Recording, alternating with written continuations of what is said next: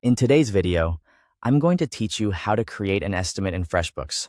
We'll go through the full process from signing in to sending the estimate to your client, so you can create professional, accurate quotes quickly and confidently. Start by logging into your FreshBooks account.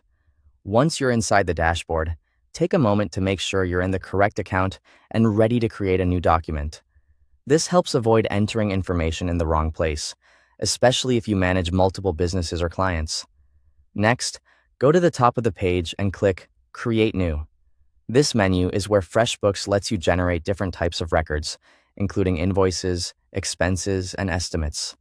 From the drop-down, choose Estimate. That will open a new estimate form where you can begin entering the details. Now select the client for this estimate. You can choose an existing client from your list or create a new one if needed. Be sure the client information is accurate, since this estimate may be sent directly from FreshBooks and should look polished and professional. After that, review the estimate details. Check the estimate number and the date to make sure everything looks correct. FreshBooks often fills in some of this information automatically, but it's always a good idea to verify it before moving on. Next, add the item you want to include in the estimate. This could be a product, a service, or any billable line item you're quoting for the client. Use a clear description so the client understands exactly what's being offered. Then enter the rate for that item or service. This is the amount you charge per unit, per hour, or per service, depending on how your pricing works. After that, enter the quantity.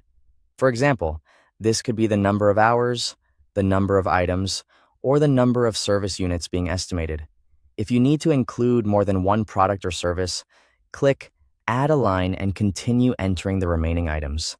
This is useful when the estimate includes multiple parts of a project, and it keeps everything organized in one place. If applicable, add any taxes or discounts.